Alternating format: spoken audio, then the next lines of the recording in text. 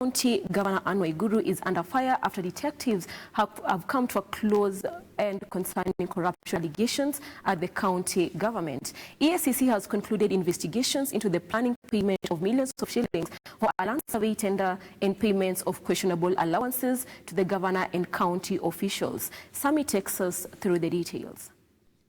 Kirinyaga governor was making her political shift to UDA. Detectives were coming to a closure concerning corruption allegations at the county government. If at all proven guilty, Waiguru will be charged alongside the county chief finance officer Mugo Ndathi, leader of majority James Murango, Kirinyaga County Assembly Speaker Anthony Gatumba, and the chairman of the budget committee at the county assembly David Madenge. Waiguru has previously accused the Ethics and Anti-Corruption Commission and the Director of Criminal Investigations DCI of engaging in selective prosecution, targeting the deputy president's allies due to their political affiliations. The two agencies dismissed the accusations, saying the EACC is an independent institution not bound by individual, personal wishes and desires. An authoritative report has established that the Anti-Corruption Commission has concluded on investigations into the planning payment of millions of shillings for a land survey tender by the Kirinyaga County Government and payment of questionable allowances to the governor and county officials. They commended the arrest and prosecution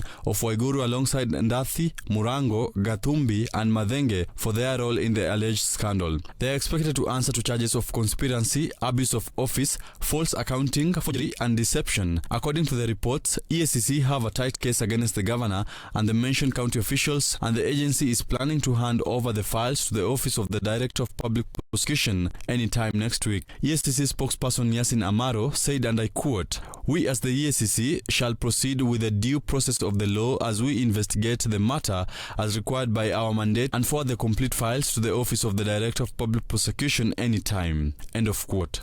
In one of the cases, EACC detectives have accused the governor for planning to make an irregular payment of 52.8 billion Kenya shillings to a land survey company for the subdivision of New South Ngariama scheme in the year 2006. According to EACC, the company by the name Geo Acres Survey Limited, which was to receive the payment, did not have a contractual agreement with the county government.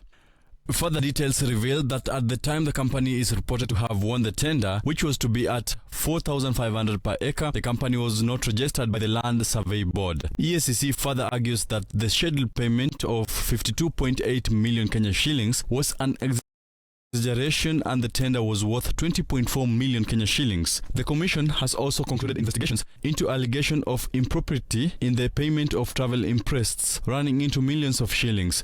EACC recommended that the governor and other officials facing the accusations to refund the cash they received illegally or face abuse of office charges. The anti-graft agency says Waiguru received 10 million Kenya shillings as travel imprests for non-existent trips. Waiguru is reported to have traveled to the US, France, UK, Morocco, Germany, India and Abu Dhabi, trips which the EACC says never took place. Yet 20.9 million Kenya shillings was pocketed as allowances. Only about 12 million Kenya shillings of the amount was accounted for, according to the detectives. In the purported trips, EACC says there were no letters of invitation and the purpose of the trips were unknown. There were no also back to office reports. The issue of the trip was part of the trip labeled against the governor by the county MCS during the successful impeachment motion filed at the county assembly last year.